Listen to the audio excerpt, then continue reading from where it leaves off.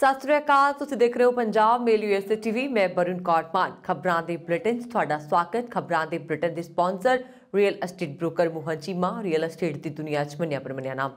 ਪੇਸ਼ ਨੇ ਪਹਿਲਾਂ ਚੋਣਵੀਆਂ ਖਬਰਾਂ। ਅਮਰੀਕਾ ਦੀ ਉਪ ਰਾਸ਼ਟਰਪਤੀ ਕਮਲਾ ਹੈਰਿਸ ਦੇ ਪਤੀ ਨੂੰ ਬੰਬ ਨਾਲ ਅੜਾਉਣ ਦੀ ਧਮਕੀ। ਜਸਟਿਨ ਟਰੂਡੋ ਨੇ ਕੋਵਿਡ-19 ਸੰਬੰਧੀ ਪਾਬੰਦੀਆਂ ਦੇ ਹੱਕ ਵਿੱਚ ਆਪਣਾ ਸਟੈਂਡ ਕੀਤਾ ਸਪਸ਼ਟ। ਕੋਵਿਡ-19 ਪਾਬੰਦੀਆਂ ਖਿਲਾਫ ਪ੍ਰਦਰਸ਼ਨ ਕਾਰਨ ਕੈਨੇਡਾ ਅਮਰੀਕਾ ਦੀ ਸਰਹੱਦ ਤੇ ਵਪਾਰ ਪ੍ਰਭਾਵਿਤ ਹੋਣ ਦਾ ਖਦਸ਼ਾ। ਅਮਰੀਕਾ ਵਿੱਚ 7 ਹਾਈ ਸਕੂਲਾਂ ਨੂੰ ਬੰਬ ਨਾਲ ਅੜਾਉਣ ਦੀ ਮਿਲੀ ਧਮਕੀ, ਕਰਵਾਏ ਗਏ ਖਾਲੀ। ਹਿੰਦ ਪ੍ਰਸ਼ਾਂਤ ਬੈਠਕ ਤੋਂ ਪਹਿਲਾਂ ਆਸਟ੍ਰੇਲੀਆ ਪਹੁੰਚੇ ਬਲਿੰਕਨ। 4 ਫਰਵਰੀ ਐਲਾਨਿਆ ਜਾ ਸਕਦਾ ਹੈ ਸਾਕਾ ਨਕੋਦਰ ਦਿਹਾੜਾ। USA ਵਿੱਚ ਇਹ ਮਤਾ ਪੇਸ਼। ਅਮਰੀਕੀ ਅਧਿਕਾਰੀਆਂ ਨੇ ਜਨਵਰੀ 'ਚ 2000 ਪਾਉਂਡ ਤੋਂ ਵੱਧ ਨਸ਼ੀਲੇ ਪਦਾਰਥ ਕੀਤੇ ਜ਼ਬਤ। ਤੇ ਹੁਣ ਇਹਨਾਂ ਖਬਰਾਂ ਦਾ ਵਿਸਥਾਰ।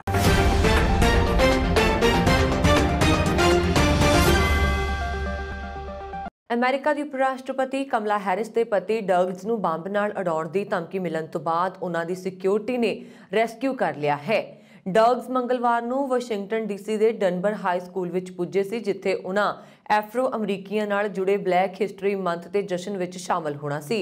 ਇਹ ਪ੍ਰੋਗਰਾਮ ਅਮਰੀਕੀ ਇਤਿਹਾਸ ਵਿੱਚ ਅਫਰੀਕਨਸ ਦੀ ਉਪਲਬਧੀਆਂ ਅਤੇ ਸੰਘਰਸ਼ਾਂ ਦੇ ਸਨਮਾਨ ਵਿੱਚ ਆਯੋਜਿਤ ਕੀਤਾ ਗਿਆ। ਅਮਰੀਕੀ ਉਪ ਰਾਸ਼ਟਰਪਤੀ ਦੇ ਪਤੀ ਦਾ ਆਫੀਸ਼ੀਅਲ ਟਾਈਟਲ ਸੈਕੰਡ ਜੈਂਟਲਮੈਨ ਦਾ ਹੁੰਦਾ ਹੈ, ਜਾਨੀ ਦੇਸ਼ ਦਾ ਦੂਜੇ ਨੰਬਰ ਦਾ ਨਾਗਰਿਕ।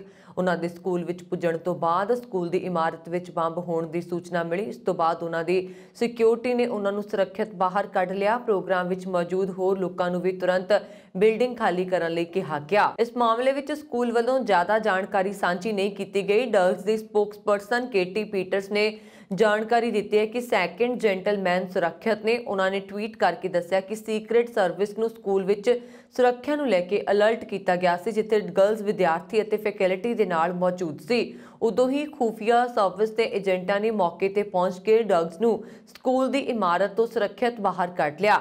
ਪੀਟਰਸ ਨੇ ਅੱਗੇ ਦੱਸਿਆ ਕਿ ਗਰਲ ਸੁਰੱਖਿਅਤ ਨੇ ਅਤੇ ਸਕੂਲ ਨੂੰ ਖਾਲੀ ਕਰਵਾ ਲਿਆ ਗਿਆ। ਅਸੀਂ ਖੂਫੀਆ ਸਰਵਿਸ ਅਤੇ DC ਪੁਲਿਸ ਦੇ ਧੰਨਵਾਦੀ ਹਾਂ। ਦੱਸ ਦਈਏ ਕਿ ਕਮਲਾ ਅਮਰੀਕਾ ਦੀ ਉਪ ਰਾਸ਼ਟਰਪਤੀ ਹੈ। ਉਹ ਇਸ ਅਹੁਦੇ ਤੇ ਪਹਿਲੀ ਏਸ਼ੀਆਈ ਅਮਰੀਕੀ ਵੀ ਹੈ। ਉਹਨਾਂ ਦੇ ਪਤੀ ਗਰਲਜ਼ ਪੇਸ਼ੇ ਤੋਂ ਇੱਕ ਵਕੀਲ ਨੇ। ਉਹ ਵਾਈਟ ਹਾਊਸ ਦੇ ਏਜੰਡੇ ਨੂੰ ਬੜਾਵਾ ਦੇਣ ਦੇ ਲਈ ਅਕਸਰ ਇਕੱਲੇ ਜਾਂ ਹੈਰਿਸ ਦੇ ਨਾਲ ਯਾਤਰਾ ਕਰਦੇ ਨੇ। ਕੈਨੇਡੀਅਨ ਪ੍ਰਧਾਨ ਮੰਤਰੀ ਜਸਟਿਨ ਟਰੂਡੋ ਨੇ ਕੋਵਿਡ-19 ਨਾਲ ਨਜਿੱਠਣ ਲਈ ਦੇਸ਼ ਵਿੱਚ ਲਗਾਈਆਂ ਗਈਆਂ ਪਾਬੰਦੀਆਂ ਵਿਰੁੱਧ ਚੱਲ ਰਹੇ ਵਿਰੋਧ ਪ੍ਰਦਰਸ਼ਨਾਂ ਦਰਮਿਆਨ ਬੁੱਧਵਾਰ ਨੂੰ ਪਾਬੰਦੀਆਂ ਦੇ ਹੱਕ ਵਿੱਚ ਆਪਣਾ ਸਟੈਂਡ ਸਪਸ਼ਟ ਕੀਤਾ। ਕੋਵਿਡ-19 ਸੰਬੰਧੀ ਪਾਬੰਦੀਆਂ ਅਤੇ ਟੀਕਾਕਰਨ ਦੀਆਂ ਜ਼ਰੂਰਤਾਂ ਵਿਰੁੱਧ ਟਰੱਕ ਮਾਲਕਾਂ ਦੇ ਪ੍ਰਦਰਸ਼ਨ ਕਾਰਨ ਅਮਰੀਕਾ ਅਤੇ ਕੈਨੇਡਾ ਵਿਚਕਾਰ ਸਭ ਤੋਂ ਵਿਅਸਤ ਸਰਹੱਦ ਦੇ ਅਸ਼ੰਕ ਰੂਪ ਨਾਲ ਬੰਦ ਹੋਣ ਕਾਰਨ ਆਰਥਿਕ ਗਤੀਵਿਧੀਆਂ ਪ੍ਰਭਾਵਿਤ ਹੋ ਰਹੀਆਂ ਨੇ। ਟਰੂਡੋ ਨੇ ਓਟਾਵਾ ਵਿੱਚ ਸੰਸਦ ਵਿੱਚ ਕਿਹਾ, ਹਕੀਕਤ ਇਹ ਹੈ ਕਿ ਟੀਕਾਕਰਨ ਲਾਜ਼ਮੀ ਹੈ ਅਤੇ ਤੱਥ ਇਹ ਹੈ ਕਿ ਕੈਨੇਡਾ ਦੇ ਲਗਭਗ 90% ਲੋਕ ਟੀਕਾਕਰਨ ਕਰਵਾ ਰਹੇ ਨੇ ਤਾਂ ਕਿ ਯਕੀਨੀ ਕੀਤਾ ਜਾ ਸਕੇ ਕਿ ਵਿਸ਼ਵ ਵਿਆਪੀ ਮਹਾਮਾਰੀ ਦੁਨੀਆ ਵਿੱਚ ਕਿਤੇ ਵੀ ਕੈਨੇਡਾ ਦੀ ਤਰ੍ਹਾਂ ਭਿਆਨਕ ਰੂਪ ਨਾਲ ਨਾ ਫੈਲੇ। ਦੇਸ਼ ਵਿੱਚ ਪਿਛਲੇ ਕਈ ਹਫ਼ਤਿਆਂ ਤੋਂ ਕੋਵਿਡ-19 ਨਾਲ ਸੰਬੰਧਿਤ ਪਾਬੰਦੀਆਂ ਅਤੇ ਟਰੂਡੋ ਵਿਰੁੱਧ ਵਿਰੋਧ ਪ੍ਰਦਰਸ਼ਨ ਤੇਜ਼ ਹੋ ਗਿਆ ਹੈ। ਫੈਡਰਲ ਐਮਰਜੈਂਸੀ ਤਿਆਰੀ ਮੰਤਰੀ ਬਿਲ ਬਲੇਅਰ ਨੇ ਕਿਹਾ ਕਿ ਪ੍ਰਦਰਸ਼ਨ ਜ਼ਰੂਰੀ ਚੀਜ਼ਾਂ ਦੀ ਸਪਲਾਈ ਵਿੱਚ ਵਿਘਨ ਪਾ ਰਹੇ ਨੇ। ਕੋਵਿਡ-19 ਪਾਬੰਦੀਆਂ ਖਿਲਾਫ ਫਰੀडम ਟਰੱਕ ਕਾਫਲੇ ਪ੍ਰਦਰਸ਼ਨ ਤਹਿਤ ਪ੍ਰਦਰਸ਼ਨਕਾਰੀਆਂ ਨੇ ਓਟਾਵਾ ਵਿੱਚ ਸੈਂਕੜੇ ਟਰੱਕ ਖੜੇ ਕੀਤੇ ਨੇ। ਅੰਤਰਿਮ ਕੰਜ਼ਰਵੇਟਿਵ ਨੇਤਾ ਕੈਂਡਿਸ ਬਰਗੇਨ ਨੇ ਸੰਸਦ ਵਿੱਚ ਕਿਹਾ ਕਿ ਦੁਨੀਆ ਭਰ ਦੇ ਦੇਸ਼ ਪਾਬੰਦੀਆਂ ਹਟਾ ਰਹੇ ਨੇ ਅਤੇ ਕੈਨੇਡਾ ਦੇ ਕਈ ਸੂਬੇ ਵੀ ਅਜਿਹਾ ਕਰ ਰਹੇ ਨੇ। ਉਹਨਾਂ ਨੇ ਦੋਸ਼ ਲਗਾਇਆ ਕਿ ਟਰੂਡੋ ਹਮੇਸ਼ਾ ਲਈ ਗਲੋਬਲ ਮਹਾਮਾਰੀ ਨਾਲ ਜਿਉਣਾ ਚਾਹੁੰਦੇ ਹਨ। ਕੈਨੇਡੀਅਨ ਸੰਸਦ ਮੈਂਬਰਾਂ ਨੇ ਕੋਵਿਡ-19 ਸੰਬੰਧੀ ਪਾਬੰਦੀਆਂ ਅਤੇ ਟੀਕਾਕਰਨ ਦੀਆਂ ਜ਼ਰੂਰਤਾਂ ਵਿਰੁੱਧ ਟਰੱਕ ਮਾਲਕਾਂ ਦੇ ਪ੍ਰਦਰਸ਼ਨਾਂ ਕਾਰਨ ਅਮਰੀਕਾ ਅਤੇ ਕੈਨੇਡਾ ਦਰਮਿਆਨ ਸਭ ਤੋਂ ਵਿਅਸਤ ਸਰਹੱਦ ਦੇ ਅਸ਼ੰਕ ਰੂਪ ਨਾਲ ਬੰਦ ਹੋਣ ਕਾਰਨ ਆਰਥਿਕ ਨੁਕਸਾਨ ਦੀ ਚਿੰਤਾ ਜਤਾਈ ਹੈ। ਕੈਨੇਡਾ ਦੇ ਜਨਤਕ ਸੁਰੱਖਿਆ ਮੰਤਰੀ ਮਾਰਕੋ ਮੈਂਡੀਸਿਊਨੋ ਨੇ ਮੰਗਲਵਾਰ ਨੂੰ ਕਿਹਾ ਕਿ ਅਮਰੀਕਾ ਦੇ ਮਿਸ਼ੀਗਨ ਵਿੱਚ ਡਿਟਰਾਇਟ ਅਤੇ ਕੈਨੇਡਾ ਦੇ ਓਨਟਾਰੀਓ ਵਿੱਚ ਵਿੰਡਸਰ ਵਿਚਕਾਰ ਬਣੇ ਐਂਬੈਸਡਰ ਬ੍ਰਿਜ ਤੇ ਆਵਾਜਾਈ ਬੰਦ ਹੋਣ ਕਾਰਨ ਵਾਹਨ ਕੈਨੇਡਾ ਵਿੱਚ ਦਾਖਲ ਨਹੀਂ ਹੋ ਪਾ ਰਹੇ, ਜਦੋਂ ਕਿ ਅਮਰੀਕਾ ਜਾਣ ਵਾਲੇ ਕੁਝ ਵਾਹਨ ਅਜੇ ਵੀ ਚੱਲ ਰਹੇ ਨੇ। ਉਹਨਾਂ ਨੇ ਇਸ ਪੁਲ ਨੂੰ ਸਰਹੱਦ ਪਾਰ ਜਾਣ ਵਾਲੇ ਦੁਨੀਆ ਦੇ ਸਭ ਤੋਂ ਮਹੱਤਵਪੂਰਨ ਮਾਰਗਾਂ ਵਿੱਚੋਂ ਇੱਕ ਦੱਸਿਆ।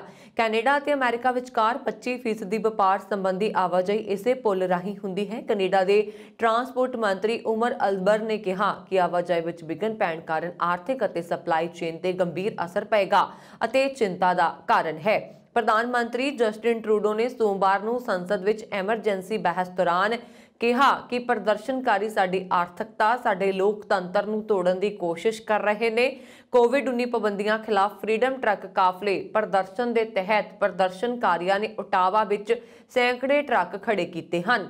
ਟਰੂਡੋ ਦੇ ਬਿਆਨ ਤੋਂ ਬਾਅਦ ਟਰੱਕ ਮਾਲਕਾਂ ਦੇ ਬੁਲਾਰੇ ਟੌਮ ਮੈਰੋਜ਼ ਨੇ ਇੱਕ ਨਿਊਜ਼ ਕਾਨਫਰੰਸ ਵਿੱਚ ਦੁਹਰਾਇਆ ਕਿ ਪ੍ਰਦਰਸ਼ਨਕਾਰੀ ਸਰਕਾਰ ਦਾ ਤਖਤਾ ਪਲਟਣਾ ਚਾਹੁੰਦੇ ਨੇ। ਉਹਨਾਂ ਨੇ ਕਿਹਾ ਕਿ ਉਹ ਇਸ ਲਈ ਵਿਰੋਧੀ ਪਾਰਟੀਆਂ ਨੂੰ ਮਿਲਣ ਦੇ ਇੱਛੁਕ ਨੇ। 3 ਵਿਰੋਧੀ ਪਾਰਟੀਆਂ ਮਿਲ ਕੇ ਟਰੂਡੋ ਦੀ ਸਰਕਾਰ ਨੂੰ ਡੇਗ ਸਕਦੀਆਂ ਨੇ, ਪਰ ਅਜਿਹਾ ਹੋਣ ਦੀ ਸੰਭਾਵਨਾ ਘੱਟ ਹੈ ਕਿਉਂਕਿ ਵਿਰੋਧੀ ਪਾਰਟੀਆਂ ਨਿਊ ਡੈਮੋਕ੍ਰੇਟਸ ਅਤੇ ਬਲਾਕ ਕਿਊਬਕੋਇਜ਼ ਨੇ ਪ੍ਰਦਰਸ਼ਨ ਦੀ ਨਿੰਦਾ ਕੀਤੀ ਹੈ।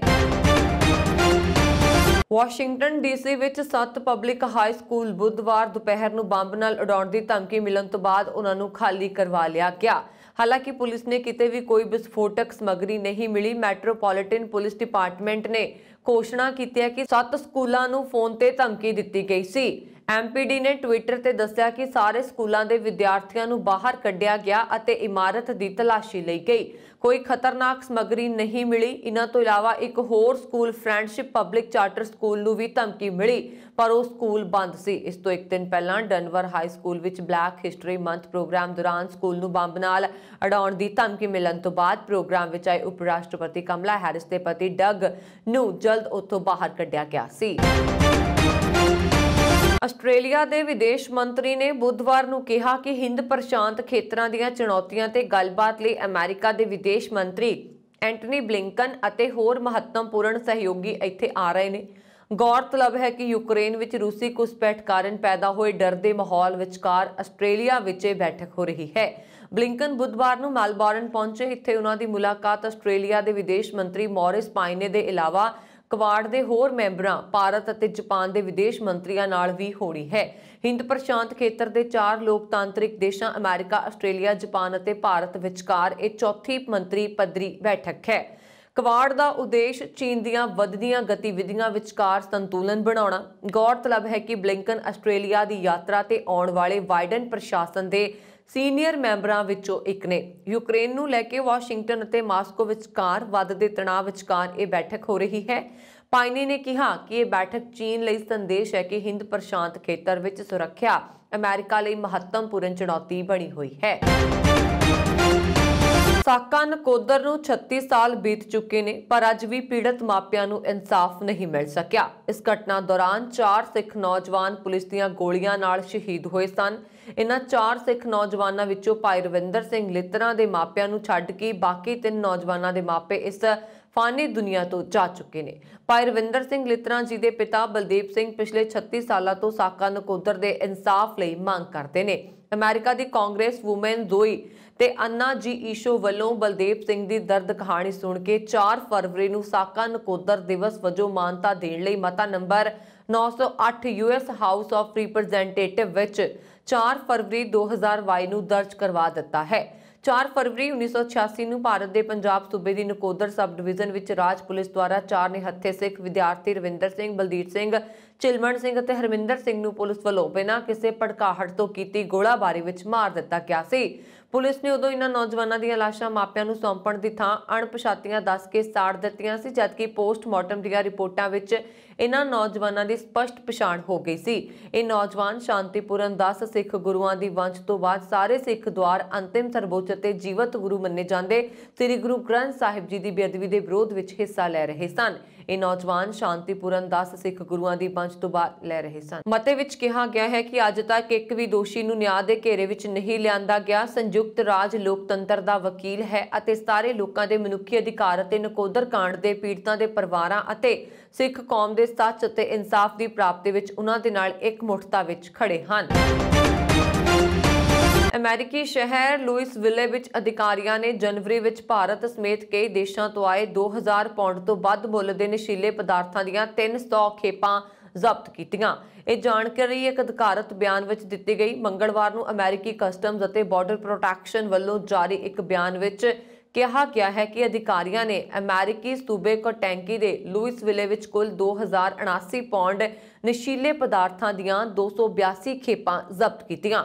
ਬਿਆਨ ਅਨੁਸਾਰ ਸੀਬੀਪੀ ਅਧਿਕਾਰੀਆਂ ਨੇ ਜਨਵਰੀ ਵਿੱਚ ਨਸ਼ੀਲੇ ਪਦਾਰਥਾਂ ਦੀਆਂ 282 ਖੇਪਾਂ ਜ਼ਬਤ ਕੀਤੀਆਂ, ਜਿਨ੍ਹਾਂ ਵਿੱਚ ਵੱਖ-ਵੱਖ ਨਸ਼ੀਲੇ ਪਦਾਰਥ ਸ਼ਾਮਲ ਨੇ। ਨਸ਼ੀਲੇ ਪਦਾਰਥ ਭਾਰਤ, ਯੂਕੇ, ਹਾਂਗਕਾਂਗ, ਮੈਕਸੀਕੋ ਅਤੇ ਕੈਨੇਡਾ ਤੋਂ ਆਏ ਸਨ।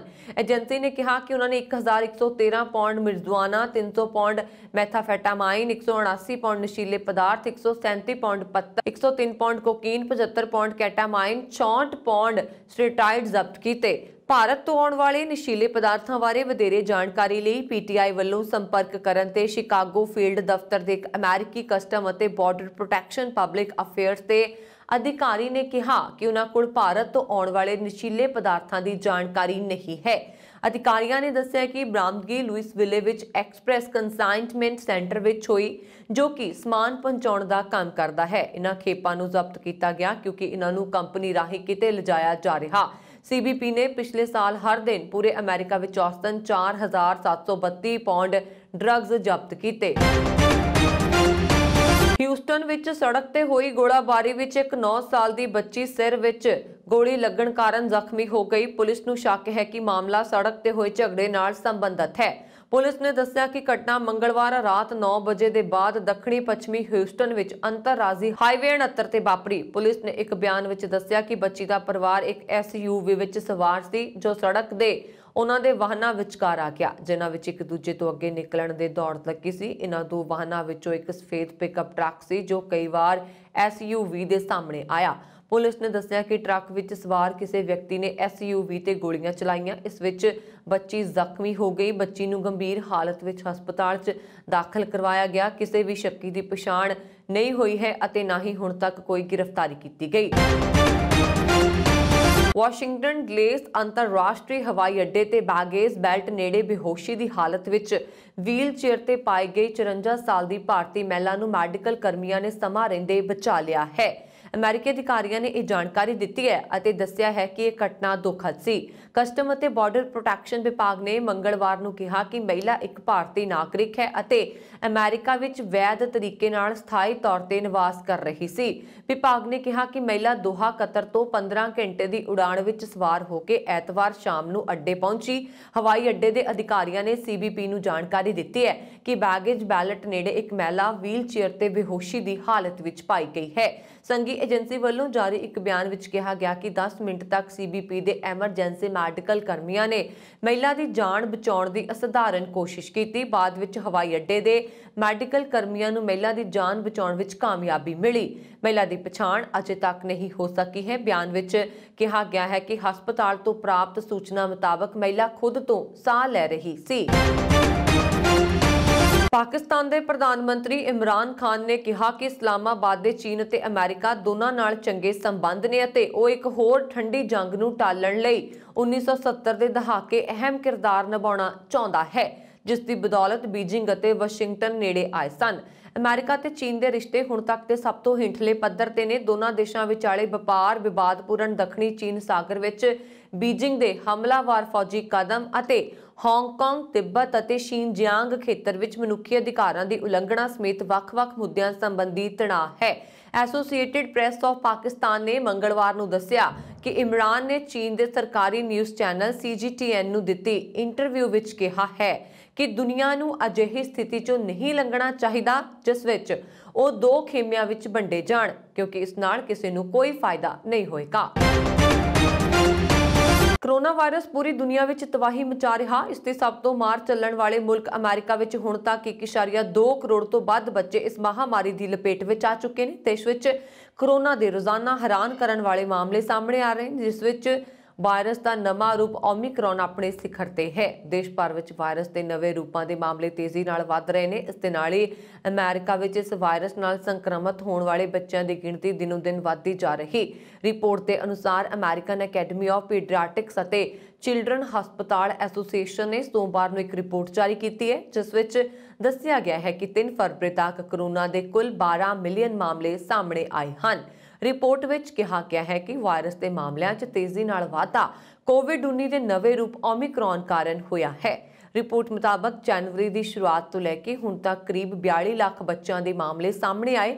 3 ਫਰਵਰੀ ਨੂੰ ਖਤਮ ਹੋਏ ਹਫ਼ਤੇ ਦੌਰਾਨ ਲਗਭਗ 6,32,000 ਵਾਧੂ ਬੱਚੇ ਕੋਰੋਨਾ ਦੇ ਮਾਮਲੇ ਸਾਹਮਣੇ ਆਏ। ਪਿਛਲੇ 2 ਹਫ਼ਤਿਆਂ ਵਿੱਚ 1.4 ਮਿਲੀਅਨ ਤੋਂ ਵੱਧ ਬੱਚੇ ਕੋਰੋਨਾ ਵਾਇਰਸ ਨਾਲ ਸੰਕਰਮਿਤ ਹੋਏ। ਕੈਨੇਡਾ ਦੀ ਟਰੂਡੋ ਸਰਕਾਰ ਨੇ ਕਿਹਾ ਕਿ ਸਾਡੀ ਸਰਕਾਰ ਨੇ ਕੋਰੋਨਾ 'ਤੇ ਪੂਰੀ ਤਰ੍ਹਾਂ ਕਾਬੂ ਪਾ ਲਿਆ ਹੈ ਤੇ ਕੁਝ ਢਿੱਲ ਜੋ ਪਹਿਲਾਂ ਤੋਂ ਹੀ ਦਿੱਤੀ ਗਈ ਹੈ ਤੇ ਬਾਕੀ ਸਾਰੀਆਂ ਪਾਬੰਦੀਆਂ 1 ਮਾਰਚ ਤੋਂ ਖਤਮ ਕਰ ਦਿੱਤੀਆਂ ਜਾਣਗੀਆਂ ਤੇ ਕਿਸੇ ਵੀ ਵਿਅਕਤੀ ਨੂੰ ਹੁਣ ਮਾਸਕ ਨਹੀਂ ਵਰਤਣਾ ਪਏਗਾ। ਇਹ ਵੀ ਪਤਾ ਲੱਗਾ ਹੈ ਕਿ ਜਿੱਥੇ ਕੈਨੇਡਾ ਸਰਕਾਰ 1 ਮਾਰਚ ਤੋਂ ਸਾਰੀਆਂ ਪਾਬੰਦੀਆਂ ਖਤਮ ਕਰਕੇ ਪਹਿਲਾਂ ਵਾਲਾ ਮਾਹੌਲ ਕਰਨਾ ਚਾਹੁੰਦੀ ਹੈ, ਉੱਥੇ ਕੈਨੇਡਾ ਸਰਕਾਰ ਕੈਨੇਡਾ ਦੀ ਸੈਰ ਕਰਨ ਦੀਆਂ ਵੀ ਸਾਰੀਆਂ ਸ਼ਰਤਾਂ ਖਤਮ ਕਰਕੇ ਲੋਕਾਂ ਨੂੰ ਕੈਨੇਡਾ ਆਉਣ ਦਾ ਸੱਦਾ ਦੇ ਰਹੀ ਹੈ। ਖਬਰ ਲਿਖੀ ਜਾਣ ਤੱਕ ਪਤਾ ਲੱਗਾ ਹੈ ਕਿ ਅਲਬਰਟਾ ਦੇ ਪ੍ਰੀਮੀਅਰ ਨੇ ਵੀ ਐਲਾਨ ਕਰ ਦਿੱਤਾ ਹੈ ਕਿ ਉਸਦੇ ਰਾਜ ਵਿੱਚ ਧਾਰਮਿਕ ਥਾਵਾਂ ਤੇ ਸਕੂਲ, ਲਾਇਬ੍ਰੇਰੀ ਵਿੱਚ ਹੁਣ ਮਾਸਕ ਪਾ ਕੇ ਜਾਣਾ ਜ਼ਰੂਰੀ ਨਹੀਂ ਹੋਏਗਾ ਤੇ ਇਕੱਠ ਤੇ ਲੱਗੀ ਪਾਬੰਦੀ ਖਤਮ ਕਰ ਦਿੱਤੀ ਗਈ ਹੈ। ਗੁਰੂ ਘਰਾਂ ਵਿੱਚ ਰੌਣਕਾਂ ਪਹਿਲਾਂ ਵਾਂਗ ਲੱਗ ਸਕਦੀਆਂ ਨੇ ਤੇ ਬਜ਼ੁਰਗਾਂ ਲਈ ਬਣੀਆਂ ਥਾਵਾਂ ਵੀ ਖੋਲ੍ਹ ਦਿੱਤੀਆਂ ਗਈਆਂ ਨੇ। ਬ੍ਰਿਟੇਨ ਦੇ ਵਿਗਿਆਨੀਆਂ ਨੇ ਨਕਲੀ ਸੂਰਜ ਬਣਾਉਣ ਦੀ ਦਿਸ਼ਾ ਵਿੱਚ ਵੱਡੀ ਸਫਲਤਾ ਹਾਸਲ ਕੀਤੀ ਹੈ। ਬ੍ਰਿਟੇਨ ਦੇ ਵਿਗਿਆਨੀ ਸੂਰਜ ਦੀ ਤਕਨੀਕ ਤੇ ਨਿਊਕਲੀਅਰ ਫਿਊਜ਼ਨ ਕਰਨ ਵਾਲਾ ਰਿਐਕਟਰ ਬਣਾਉਣ ਵਿੱਚ ਕਾਮਯਾਬ ਹੋਏ ਜੋ ਅਥਾਹ ਊਰਜਾ ਛੱਡਦਾ ਹੈ। ਆਕਸਫੋਰਡ ਯੂਨੀਵਰਸਿਟੀ ਨੇੜੇ ਕੀਤੇ ਗਏ ਪ੍ਰਯੋਗ ਦੌਰਾਨ ਇਸ ਰਿਐਕਟਰ ਤੋਂ 59 ਮੈਗਾਜੂਲ ਊਰਜਾ ਨਿਕਲੀ ਜੋ ਕਿ ਦੁਨੀਆ 'ਚ ਆਪਣੇ ਆਪ ਵਿੱਚ ਇੱਕ ਰਿਕਾਰਡ ਹੈ। ਊਰਜਾ ਦੀ ਇਸ ਮਾਤਰਾ ਨੂੰ ਪੈਦਾ ਕਰਨ ਦੇ ਲਈ 14 ਕਿਲੋ TNT ਦੀ ਵਰਤੋਂ ਕਰਨੀ ਪੈਂਦੀ ਹੈ। ਇਸ ਸ਼ਾਨਦਾਰ ਪ੍ਰੋਜੈਕਟ ਨੂੰ ਕੁਲਹਮ ਵਿੱਚ ਜੁਆਇੰਟ ਯੂਰੋਪੀਅਨ ਟੋਰਸ ਦੁਆਰਾ ਅੰਜਾਮ ਦਿੱਤਾ ਗਿਆ। ਵਿਗਿਆਨੀਆਂ ਦੀ ਇਸ ਪ੍ਰਾਪਤੀ ਨੂੰ ਮੀਲ ਪੱਥਰ ਦੱਸਿਆ ਜਾ ਰਿਹਾ। ਇਸ ਤਕਨੀਕ ਦੀ ਮਦਦ ਨਾਲ ਤਾਰਿਆਂ ਦੀ ਊਰਜਾ ਦੀ ਵਰਤੋਂ ਕੀਤੀ ਜਾਏਗੀ ਅਤੇ ਧਰਤੀ ਤੇ ਸਸਤੀ ਅਤੇ ਸਾਫ਼ ਊਰਜਾ ਪ੍ਰਾਪਤ ਕਰਨ ਦਾ ਰਸਤਾ ਸਾਫ਼ ਹੋ ਜਾਏਗਾ। ਪ੍ਰਯੋਗਸ਼ਾਲਾ ਨੇ 59 ਮੈਗਾਜੂਲ ਊਰਜਾ ਪੈਦਾ ਕਰਕੇ 1977 ਵਿੱਚ ਕਾਇਮ ਕੀਤਾ ਆਪਣਾ ਹੀ ਰਿਕਾਰਡ ਤੋੜ ਦਿੱਤਾ ਹੈ। ਬ੍ਰਿਟੇਨ ਦੀ ਪਰਮਾਣੂ ਊਰਜਾ ਅਥਾਰਟੀ ਨੇ ਬੁੱਧਵਾਰ ਨੂੰ ਇਸ ਸਫਲ ਪ੍ਰਯੋਗ ਦਾ ਐਲਾਨ ਕੀਤਾ। ਏਜੰਸੀ ਨੇ ਕਿਹਾ ਕਿ 21 ਦਸੰਬਰ ਨੂੰ ਆਏ ਨਤੀਜੇ ਦੁਨੀਆ ਭਰ ਵਿੱਚ ਪਰਮਾਣੂ ਫਿਊਜ਼ਨ ਦੀ ਟੈਕਨੋਲੋਜੀ ਦੇ ਆਧਾਰ ਤੇ ਊਰਜਾ ਦੀ ਸੁਰੱਖਿਅਤ ਅਤੇ ਟਿਕਾਊ ਸਪਲਾਈ ਦੀ ਸੰਭਾਵਨਾ ਦਾ ਪ੍ਰਦਰਸ਼ਨ ਹੈ। ਬ੍ਰਿਟੇਨ ਦੇ ਵਿਗਿਆਨ ਮੰਤਰੀ ਜਾਰਜ ਫਰੀਮੈਨ ਨੇ ਇਸ ਨਤੀਜੇ ਦੀ ਸ਼ਲਾਘਾ ਕਰਦੇ ਹੋਏ ਇਸ ਨੂੰ ਮੀਲ ਦਾ ਪੱਥਰ ਦੱਸਿਆ ਹੈ। ਕੈਨੇਡਾ ਵਿੱਚ ਗਰੋਸਰੀ ਸਟੋਰ ਲੁੱਟਣ ਦੇ ਮਾਮਲੇ ਤੇਜ਼ੀ ਨਾਲ ਵੱਧ ਰਹੇ ਨੇ ਅਤੇ ਲੁਟੇਰਿਆਂ ਵੱਲੋਂ ਸਭ ਤੋਂ ਜ਼ਿਆਦਾ ਲੁੱਟੀ ਜਾਣ ਵਾਲੀ ਚੀਜ਼ ਮੀਟ ਦੱਸੀ ਜਾ ਰਹੀ ਹੈ। ਪਨੀਰ ਅਤੇ ਦਵਾਈਆਂ ਦੂਜੇ ਅਤੇ ਤੀਜੇ ਸਥਾਨ ਤੇ ਆਉਂਦੇ ਨੇ ਜਦਕਿ ਸ਼ਰਾਬ ਲੁੱਟਣ ਦੇ ਮਾਮਲਿਆਂ ਦੀ ਵੀ ਕੋਈ ਕਮੀ ਨਹੀਂ। ਫਿਲਹਾਲ ਇਹ ਸਪਸ਼ਟ ਨਹੀਂ ਹੋ ਸਕਿਆ ਕਿ ਚੋਰੀ ਜਾਂ ਲੁੱਟ ਦੀਆਂ ਇਹ ਵਾਰਦਾਤਾਂ ਮਹਿੰਗਾਈ ਵਧਣ ਦਾ ਨਤੀਜਾ ਹਨ ਜਾਂ ਲੋਕ ਭੁੱਖ ਦਾ ਸ਼ਿਕਾਰ ਹੋ ਰਹੇ ਨੇ ਜਾਂ ਫਿਰ ਇਹਨਾਂ ਚੀਜ਼ਾਂ ਨੂੰ ਅੱਗੇ ਵੇਚ ਦਿੱਤਾ ਜਾਂਦਾ ਹੈ। ਕੈਨੇਡਾ ਦੇ ਸ਼ਹਿਰ ਬਰੈਂਪਟਨ ਵਿਖੇ ਇੱਕ ਸਟੋਰ ਵਿੱਚ 20 ਸਾਲ ਦੀ ਲੜਕੀ ਨੂੰ ਚਾਕੂ ਮਾਰਨ ਦੇ ਦੋਸ਼ ਵਿੱਚ ਪੁਲਿਸ ਵੱਲੋਂ ਨੇਹਾ ਸ਼ਰਮਾ ਨਾਮਕ ਦੋਸ਼ਣ ਨੂੰ ਗ੍ਰਿਫਤਾਰ ਕੀਤਾ। ਘਟਨਾ 7 ਫਰਵਰੀ ਨੂੰ ਅੱਧੀ ਰਾਤ ਮਗਰੋਂ ਵਾਪਰੀ ਸੀ ਜਿਸ ਦੀ ਜਾਂਚ ਜਾਰੀ ਹੈ ਅਤੇ ਚਾਕੂ ਨਾਲ ਜ਼ਖਮੀ ਹੋਈ ਕੁੜੀ ਦੀ ਪਛਾਣ ਅਜੇ ਜਾਰੀ ਨਹੀਂ ਕੀਤੀ ਗਈ। ਨਵਾਂ ਸਾਲ 2022 ਸ਼ੁਰੂ ਹੁੰਦੇ ਸਾਰ ਟੋਰਾਂਟੋ ਇਲਾਕੇ ਅਤੇ ਉਸਦੇ ਨੇੜਲੇ ਸ਼ਹਿਰਾਂ ਤੋਂ ਅਪਰਾਧਕ ਸਰਗਰਮੀਆਂ ਵਿੱਚ ਸ਼ਾਮਲ ਪੰਜਾਬੀਆਂ ਅਤੇ ਪੰਜਾਬਣਾਂ ਦੀਆਂ ਗ੍ਰਿਫਤਾਰੀਆਂ ਸ਼ੁਰੂ ਹੋ ਗਈਆਂ ਸਨ ਅਤੇ ਇਸ ਦੇ ਸਾਲ ਲੰਘੇ 40 ਦਿਨਾਂ ਦੌਰਾਨ ਅਲੱਗ-ਅਲੱਗ ਕੇਸਾਂ 'ਚ 40 ਦੇ ਕਰੀਬ ਸ਼ੱਕੀਆਂ ਨੂੰ ਕਾਬੂ ਕੀਤਾ ਜਾ ਚੁੱਕਾ ਹੈ ਜਿਸ ਵਿੱਚ ਨਾਜਾਇਜ਼ ਹਥਿਆਰਾਂ, ਨਸ਼ਿਆਂ, ਵਾਹਨ ਚੋਰੀਆਂ, ਲੁੱਟਾਂ, ਸਟੋਰਾਂ ਵਿੱਚ ਸਮਾਨ ਚੋਰੀ ਅਤੇ ਸ਼ਰਾਬੀ ਹੋ ਕੇ ਗੱਡੀ ਚਲਾਉਣ ਤੱਕ ਦੇ ਕੇਸ ਸ਼ਾਮਲ ਨੇ। ਬੀਤੇ ਸਾਲ ਨਾਲੋਂ ਇਸ ਸਾਲ ਕੈਨੇਡਾ ਵਿਖੇ ਪੰਜਾਬੀ ਮੂਲ ਦੇ ਅਪਰਾਧੀਆਂ ਤੇ ਅਪਰਾਧਣਾਂ ਦੀਆਂ ਗ੍ਰਿਫਤਾਰੀਆਂ ਲਗਭਗ ਦੁੱਗਣੀ ਗਿਣਤੀ 'ਚ ਹੋਣ ਦੀਆਂ ਖਬਰਾਂ ਨੇ। ਇਹ ਵੀ ਕਿ ਪੁਲਿਸ ਦੇ ਆਖੇ ਲੱਗ ਕੇ ਗੱਡੀ ਰੋਕਣ ਅਤੇ ਗ੍ਰਿਫਤਾਰੀ ਦੇਣ ਲਈ ਨਾ ਮੰਨਣ ਦਾ ਰੁਝਾਨ ਵੀ ਤੇਜ਼ ਹੋ ਚੁੱਕਾ ਹੈ ਜਿਸ ਕਰਕੇ ਅਕਸਰ ਸ਼ੱਕੀਆਂ ਨੂੰ ਪੁਲਿਸ ਵੱਲੋਂ ਆਪਣੀਆਂ ਗੱਡੀਆਂ ਉਹਨਾਂ ਦੇ ਮਗਰ ਲਗਾ ਕੇ ਜਾਂ ਪੈਦਲ ਭੱਜ ਕੇ ਕਾਬੂ ਕਰਨਾ ਪੈਂਦਾ ਹੈ ਜਿਸ ਵਿੱਚ ਅਕਸਰ ਕੁੱਤਿਆਂ ਦੀ ਮਦਦ ਵੀ ਲੈਣੀ ਪੈ ਜਾਂਦੀ ਹੈ। ਬੀਤੇ ਸਾਲ ਦੌਰਾਨ ਦੱਖਣੀ ਓਨਟਾਰੀਓ ਦੇ ਮੁੱਖ ਸ਼ਹਿਰ ਵਿੱਚ 80 ਦੇ ਕਰੀਬ ਗ੍ਰਿਫਤਾਰੀਆਂ ਹੋਈਆਂ ਸਨ। ਅਜਿਹੇ ਵਿੱਚ ਟੋਰਾਂਟੋ, ਬਰੈਂਪਟਨ, ਕੈਲਗਰੀ, ਲਾਗੇ ਔਰੇਂਜਵਿਲ ਅਤੇ ਹੋਰਨਾਂ ਸ਼ਹਿਰਾਂ ਵਿੱਚ ਸਥਿਤ ਅਦਾਲਤਾਂ ਵਿੱਚ ਤਰੀਕਾਂ ਭੁਗਤਣ ਪੁੱਜਦੇ ਪੰਜਾਬੀਆਂ ਸਮੇਤ ਭਾਰਤੀ ਮੂਲ ਦੇ ਲੋਕਾਂ ਦੀ ਹਾਜ਼ਰੀ ਬਣੀ ਰਹਿੰਦੀ ਹੈ ਅਤੇ ਸਮੇਂ ਦੇ ਚਲਦਿਆਂ ਇਹ ਗਿਣਤੀ ਵੱਧਦੀ ਹੀ ਰਹਿੰਦੀ ਹੈ। ਓਨਟਾਰੀਓ ਪ੍ਰੋਵਿੰਸ਼ੀਅਲ ਪੁਲਿਸ ਨੇ ਬੀਤੇ ਦਿਨੀ ਬਰੈਂਪਟਨ ਨੇੜੇ ਕੈਲੰਡਨ ਪਿੰਡ ਤੋਂ ਮਨਜੀਤ ਔਲਖ ਤੇ ਮਨਜਿੰਦਰ ਗਿੱਲ ਸਮੇਤ 4 ਸ਼ਰਾਬੀ ਡਰਾਈਵਰ ਕਾਬੂ ਕੀਤੇ ਸਨ ਜਿਨ੍ਹਾਂ ਦੀਆਂ ਗੱਡੀਆਂ ਅਤੇ ਡਰਾਈਵਿੰਗ ਲਾਇਸੈਂਸ ਮੌਕੇ ਤੇ ਜ਼ਬਤ ਕਰਕੇ ਉਨ੍ਹਾਂ ਖਿਲਾਫ ਕ੍ਰਿਮੀਨਲ ਕੇਸ ਦਰਜ ਕੀਤੇ ਗਏ ਅਤੇ ਅਦਾਲਤ ਵਿੱਚ ਉਨ੍ਹਾਂ ਦੀਆਂ ਅਗਲੀਆਂ ਪੇਸ਼ੀਆਂ 21 ਅਪ੍ਰੈਲ ਨਿਰਧਾਰਤ ਕੀਤੀਆਂ ਗਈਆਂ। ਇਸੇ ਤਰ੍ਹਾਂ ਮਿਸੀਸਾਗਾ ਵਿੱਚ ਇੱਕ ਔਰਤ ਦੇ ਘਰੋਂ ਬੀਤੀ 4 ਫਰਵਰੀ ਨੂੰ ਸਵੇਰ-ਸਾਰ ਕਾਰ ਚੋਰੀ ਕਰਨ ਦੇ ਦੋਸ਼ ਵਿੱਚ ਗੁਰਸਿਮਰਨਪ੍ਰੀਤ ਸਿੰਘ ਪੁਲਿਸ ਦੇ ਹੱਥ ਆਇਆ ਅਤੇ ਮੌਕੇ ਤੇ ਆਪਣੀ ਗੱਡੀ ਛੱਡ ਕੇ ਇੱਕ ਪੁਲਿਸ ਅਫਸਰ ਨੂੰ ਜ਼ਖਮੀ ਕਰਕੇ ਨੱਸਿਆ। ਉਸਦੇ ਸਾਥੀ ਚੋਰ ਦੀ ਭਾਲ ਕੀਤੀ ਜਾ ਰਹੀ ਹੈ। ਆਸਕਰ ਦਾ ਬੈਸਟ ਇੰਟਰਨੈਸ਼ਨਲ ਫੀਚਰ ਅਵਾਰਡ ਸ਼੍ਰੇਣੀ ਦੀਆਂ 5 ਫਿਲਮਾਂ ਦੀ ਸੂਚੀ ਵਿੱਚ ਭੂਟਾਨ ਦੀ ਫਿਲਮ ਲੂਨਾਨ ਏ ਯਾਕ ਇਨ ਦੀ ਕਲਾਸਰੂਮ ਨੇ ਇਸ ਸ਼੍ਰੇਣੀ ਵਿੱਚ ਪਹਿਲੀ ਵਾਰ ਨਾਮਜ਼ਦਗੀ ਹਾਸਲ ਕੀਤੀ ਹੈ। ਕੌਮਾਂਤਰੀ ਦੌੜ ਵਿੱਚ ਸ਼ਾਮਲ ਹੋਣ ਵਾਲੀ ਫਿਲਮ ਲੂਨਾਨਾ ਏ ਯਾਕ ਇਨ ਦਾ ਕਲਾਸਰੂਮ ਦੇ ਨਿਰਦੇਸ਼ਕ ਪਾਵੋ ਦੌਰਸੀ ਹਨ। ਇਸ ਸਾਲ ਬੈਸਟ ਇੰਟਰਨੈਸ਼ਨਲ ਫੀਚਰ ਫਿਲਮ ਲਈ ਨਾਮਜ਼ਦ ਹੋਈਆਂ ਹੋਰ ਫਿਲਮਾਂ ਵਿੱਚ ਜਾਪਾਨ ਦੀ ਡਰਾਈਵ ਮਾਈ ਕਾਰ, ਇਟਲੀ ਦੀ the head of God, Denmark ਦੀ ਫਲੀਆ ਅਤੇ ਨਾਰਵੇ ਦੀ the worst person in the world ਸ਼ਾਮਲ ਹਨ। hollywoodreports.com ਦੀ ਰਿਪੋਰਟ ਅਨੁਸਾਰ ਦਾਅਵੇਦਾਰਾਂ ਵਿੱਚੋਂ ਨਾਰਵੇ ਇਕਲੌਤਾ ਦੇਸ਼ ਹੈ ਜਿਸ ਨੂੰ ਪਹਿਲਾਂ ਵੀ ਕਈ ਵਾਰ ਨਾਮਜ਼ਦ ਕੀਤਾ ਗਿਆ ਪਰ ਉਸਨੇ ਕਦੇ ਆਸਕਰ ਨਹੀਂ ਜਿੱਤਿਆ। ਲੂਨਾਨਾ ਏ ਯਾਕ ਇਨ ਦਾ ਕਲਾਸਰੂਮ ਵਿੱਚ ਮੁੱਖ ਤੌਰ ਤੇ ਗੈਰ ਪੇਸ਼ੇਵਰ ਲੋਕਾਂ ਨੇ ਭੂਮਿਕਾ ਨਿਭਾਈ ਹੈ ਜੋ ਇੱਕ ਹਿਮਾਲਯਨ ਪਿੰਡ ਵਿੱਚ ਰਹਿੰਦੇ ਨੇ ਜਿੱਥੇ ਫਿਲਮ ਦੀ ਸ਼ੂਟਿੰਗ ਕੀਤੀ ਗਈ ਸੀ। ਇਹ ਭੂਟਾਨ ਦੀ ਰਾਜਧਾਨੀ ਵਿੱਚ ਆਪਣੀ ਦਾਦੀ ਨਾਲ ਰਹਿ ਰਹੇ ਇੱਕ ਗਾਇਕ ਸ਼ਰਾਬ ਦੌਰਚੀ ਦੀ ਕਹਾਣੀ ਹੈ ਜਿਸ ਦਾ ਆਸਟ੍ਰੇਲੀਆ ਜਾਣ ਲਈ ਵੀਜ਼ਾ ਪ੍ਰਾਪਤ ਕਰਨ ਦਾ ਸੁਪਨਾ ਹੈ। ਜਦੋਂ ਉਸਨੇ ਸੁਪਰਵਾਈਜ਼ਰ ਨੇ ਦੇਖਿਆ ਕਿ ਉਹ ਕੰਮ ਤੇ ਢਿਲਮਿਟ ਕਰ ਰਿਹਾ ਹੈ ਤਾਂ ਉਸਦੀ ਬਦਲੀ ਲੂਨਾਨ ਨਾਂ ਦੇ ਦੂਰ ਦਰਾਡੇ ਪਿੰਡ ਵਿੱਚ ਹੋ ਜਾਂਦੀ ਹੈ। 94ਵਾਂ ਅਕੈਡਮੀ ਅਵਾਰਡ ਸਮਾਰੋਹ 27 ਮਾਰਚ ਨੂੰ ਹਾਲੀਵੁੱਡ ਦੇ ਡੋਲਬੀ ਥੀਏਟਰ ਵਿੱਚ ਹੋਏਗਾ। ਕਸਟਮ ਵਿਭਾਗ ਨੇ ਚੰਡੀਗੜ੍ਹ ਇੰਟਰਨੈਸ਼ਨਲ 에ਅਰਪੋਰਟ ਮੋਹਾਲੀ ਤੋਂ ਇੱਕ ਯਾਤਰੀ ਨੂੰ 2 ਕਿਲੋ 100 ਗ੍ਰਾਮ ਸੋਨੇ ਸਮੇਤ ਕਾਬੂ ਕੀਤਾ। ਇਸ ਸੋਨੇ ਦੀ ਕੀਮਤ 1 ਕਰੋੜ 3 ਲੱਖ ਰੁਪਏ ਦੱਸੀ ਜਾ ਰਹੀ ਹੈ। ਕਸਟਮ ਕਮਿਸ਼ਨਰ ਵਰਿੰਦਵਾ ਗੋਹਿਲ ਦੀ ਦੇਖ-ਰੇਖ ਹੇਠ ਕੀਤੀ ਗਈ ਇਸ ਕਾਰਵਾਈ ਵਿੱਚ ਮੋਹਾਲੀ ਹਵਾਈ ਅੱਡੇ ਤੇ ਚੈਕਿੰਗ ਦੌਰਾਨ ਇਹ ਸਫਲਤਾ ਹਾਸਲ ਹੋਈ। ਇਸ ਜ਼ਬਤ ਵਿਭਾਗ ਦੀ ਟੀਮ ਵੱਲੋਂ ਇੱਕ ਪੁਰਸ਼ ਯਾਤਰੀ ਦੇ ਸਮਾਨ ਦੀ ਸਕਰੀਨਿੰਗ ਦੌਰਾਨ ਕੀਤੀ ਗਈ। ਇਹ ਯਾਤਰੀ ਸ਼ਾਰਜਾਹ ਤੋਂ 에ਅਰ ਇੰਡੀਆ ਦੀ ਫਲਾਈਟ ਰਾਹੀਂ ਸਫ਼ਰ ਕਰਕੇ ਹਵਾਈ ਅੱਡੇ ਤੇ ਪਹੁੰਚਿਆ ਸੀ। ਜਦੋਂ ਵਿਭਾਗੀ ਅਧਿਕਾਰੀਆਂ ਨੂੰ ਸਮਾਨ ਦੀ ਸਕਰੀਨਿੰਗ ਦੌਰਾਨ ਸ਼ੱਕ ਹੋਇਆ ਤਾਂ ਸਮਾਨ ਦੀ ਬਰੀਕੀ ਨਾਲ ਜਾਂਚ ਕੀਤੀ ਗਈ। ਇਸ ਦੌਰਾਨ ਪਤਾ ਲੱਗਾ ਹੈ ਕਿ 2100 ਗ੍ਰਾਮ ਸੋਨਾ ਜਿਸ ਦੀ ਕੀਮਤ ਕਰੀਬ 1 ਕਰੋੜ 3 ਲੱਖ ਰੁਪਏ ਬਣਦੀ ਹੈ ਬਿਨਾਂ ਡਿਊਟੀ ਦਿੱਤੇ ਤਸਕਰੀ ਦੇ ਰੂਪ ਵਿੱਚ ਲਿਆਂਦਾ ਗਿਆ। ਇਹ ਸੋਨਾ ਚਿੱਟੀ ਮੈਡੀਕਲ ਟੇਪ ਵਿੱਚ ਲਪੇਟ ਕੇ ਲਿਆਂਦਾ ਗਿਆ ਸੀ। ਯਾਤਰੀ ਨੂੰ ਕਸਟਮ ਐਕਟ 1962 ਦੇ ਤਹਿਤ ਗ੍ਰਿਫਤਾਰ ਕੀਤਾ ਗਿਆ। ਵਿਭਾਗ ਵੱਲੋਂ ਗ੍ਰਿਫਤਾਰ ਯਾਤਰੀ ਦਾ ਨਾਂ ਅਤੇ ਪਤਾ ਜਨਤਕ ਨਹੀਂ ਕੀਤਾ ਗਿਆ। ਅਧਿਕਾਰੀਆਂ ਦਾ ਕਹਿਣਾ ਹੈ ਕਿ ਅਜੇ ਜਾਂਚ ਜਾਰੀ ਹੈ। ਯਾਤਰੀਆਂ ਤੋਂ ਅਜੇ ਪੁੱਛਗਿੱਛ ਕੀਤੀ ਜਾਣੀ ਬਾਕੀ ਹੈ।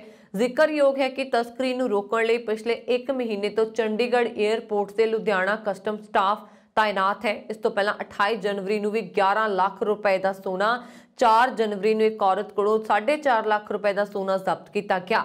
ਵਿਭਾਗ ਅਨੁਸਾਰ ਨਿਯਮਾਂ ਦੀ ਉਲੰਘਣ ਕਰਨ ਵਾਲਿਆਂ ਖਿਲਾਫ ਸਖਤ ਕਾਰਵਾਈ ਕੀਤੀ ਜਾਏਗੀ। ਇਸ ਸੰਬੰਧੀ ਵਿਭਾਗ ਦੀਆਂ ਟੀਮਾਂ ਚੌਕਸ ਹਨ ਅਤੇ ਸਕਰੀਨਿੰਗ ਦੌਰਾਨ ਬਰੀਕੀ ਨਾਲ ਜਾਂਚ ਕੀਤੀ ਜਾ ਰਹੀ ਹੈ। ਇਸ ਤਰ੍ਹਾਂ ਹੁਣ ਤੱਕ ਦੀਆਂ ਖਬਰਾਂ ਮੈਨੂੰ ਵਰੁਣ ਕੌਰ ਮਾਨ ਨੂੰ ਦਿਵਾ ਗਿਆ। ਹੋਰ ਖਬਰਾਂ ਦੇ ਲਈ ਸਾਡਾ YouTube ਚੈਨਲ ਪੰਜਾਬ ਮੇਲ USA TV ਜ਼ਰੂਰ ਸਬਸਕ੍ਰਾਈਬ ਕਰੋ। ਸਤਿ ਸ਼੍ਰੀ ਅਕਾਲ।